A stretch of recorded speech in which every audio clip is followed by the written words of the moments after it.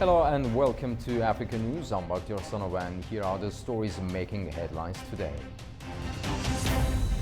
Drone attacks in Libya have disrupted electricity supplies and put the country's oil operations under growing pressure.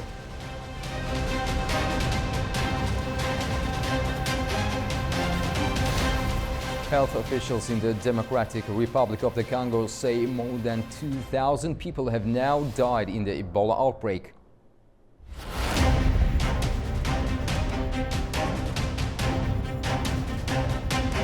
And we'll take a look at Nigeria, where a new initiative is giving many women the chance to return to education after dropping out of school.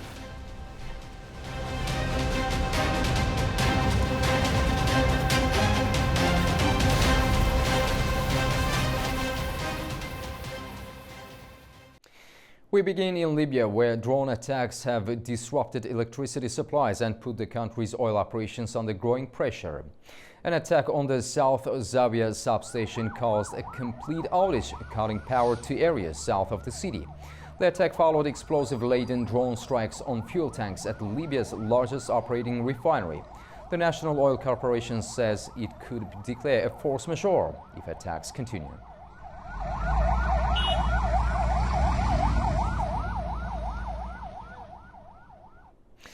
The Pope of the Vatican calls for an urgent cessation of hostilities in Sudan and improved access to humanitarian passages, following reports of violations against civilians in Western Sudan.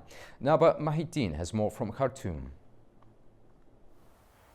Pope Leo XIV called for an immediate ceasefire in Sudan and the establishment of humanitarian corridors to help civilians trapped in conflict between the Sudanese army and the paramilitary Rapid Support Forces, RSF. Speaking to pilgrims gathered in St. Peter's Square, Pope Leo said he was particularly alarmed by the suffering of civilians in Al Ubaid, the capital of North Kordofan. The UN Security Council also expressed concerns over violations and escalating violence in all Kordofani states, including reports of RSF drone attacks targeting civilians and civilian infrastructure. It also called for an investigation into alleged abuses and the possible violations of international humanitarian law. Sudan has been engulfed in war between the Sudanese army and the RSF since April 2023. The conflict has killed tens of thousands and displaced millions of civilians, creating one of the world's worst humanitarian crises. Since then, millions of people are still suffering acute food shortages, and the access to healthcare and other basic services remains severely limited. Pope Leo has always and repeatedly called for an end to armed conflicts and called on warring parties to pursue diplomacy and dialogue instead of weapons. Naba Muhyiddin for News, Khartoum, Sudan. More than 2,000 people have now died from Ebola in the Democratic Republic of the Congo, with health officials describing it as the fastest spreading outbreak on record.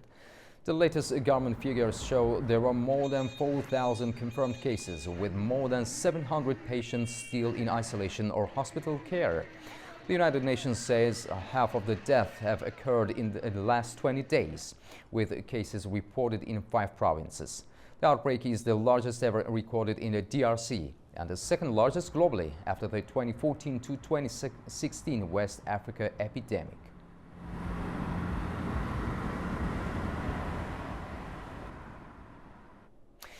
South Africa is pushing ahead with changes to its energy sector as it looks to balance economic needs with a cleaner power system.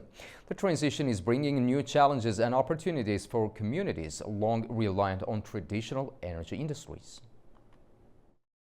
Mpumalanga province's coal mines have powered South Africa's economy for more than a century. Now, in that same coal heartland, giant wind turbines are spinning into action. South Africa is working to build cleaner capacity without undermining energy security or local livelihoods. President Cyril Ramaphosa visited the site as the first phase entered commercial operation. We stand here to congratulate Seriti Green, a proudly South African company, as the Umbila Moyeni wind farm enters into commercial operation. Seriti is a company that we are very proud of, a company with a proven track record in South Africa's coal industry, a young company of less than 10 years old, which remains the foundation of our country's energy production. The 155 megawatt wind farm is expected to generate around 480,000 megawatt hours of electricity a year. That is enough renewable power for roughly 500,000 homes. Seriti partnered with Chinese wind turbine manufacturer Goldwind on the project, bringing international green technology into one of South Africa's most coal-dependent regions. It has been proven in practice that Chinese enterprises are not merely visitors from afar, but partners deeply rooted in South Africa. More and more Chinese enterprises are working hard to contribute to South Africa development. Goldwind supplied 25 wind turbines in this first phase. This project will generate 5.8 million megawatt hour of clean energy, helping avoid around 6.5 million tons of carbon emissions. Together with our partner, we have also helped create more than 2,000 local employment opportunities across project development, construction, operations, and the local supply chain. Coal remains central to South Africa's electricity system and to Mpumalanga's economy. But as Seriti Green builds towards 900 megawatts of total capacity, Umbila Imoyeni will test whether private investment can transform the country's coal heartland without leaving its communities behind. Now staying on South Africa, the country's biggest city is losing hundreds of millions of liters of water every day through aging burst pipes, while residents in some neighborhoods face prolonged shortages. With local elections approaching, the crisis is becoming a major test for Johannesburg's authorities. Residents across Johannesburg are facing worsening water shortages, with dry taps and long queues for tanker deliveries becoming part of daily life. The city is losing an estimated 655 million litres of water a day, largely through ageing and burst infrastructure. For residents like high school learner Raymond Maleka, the shortages are disrupting everyday life. I have siblings and parents, so we had to prioritize those going to work, and I had to stay behind and not go to school because we didn't have enough water. Experts say decades of inadequate maintenance have contributed to the crisis. And this is not only evident in our water infrastructure, we see it in roads, we see it in all our public infrastructures. Maintenance is not sexy. It's never interesting. It's always boring because you can't really, you don't see any real value from the maintenance of infrastructure. Johannesburg Water says much of the city's infrastructure is more than 50 years old and that limited budgets have made repairs difficult. Our infrastructure is old, a lot of it more than 50 years old. And of course, we've had different regimes and changes within the municipal space over the many years, both politically as well as, of course, the candid bit, which are about how individuals look at how the operations are running. As the crisis continues, wealthier residents are increasingly turning to private boreholes, while poorer communities remain dependent on water tankers. With local elections expected later this year, the city's water shortages have also become a major political issue, fueling growing public frustration over municipal services. Across Africa, girls who drop out of school due to marriage, childbirth or poverty often face major hurdles when they choose to return. The challenges include social stigma, financial hardship and childcare demand. However, in Nigeria, new initiatives are giving many a second chance. At 45, Perpetual Unoke has gone from being a cleaner to a classroom teacher. Her education was cut short in her final year of secondary school when she got married.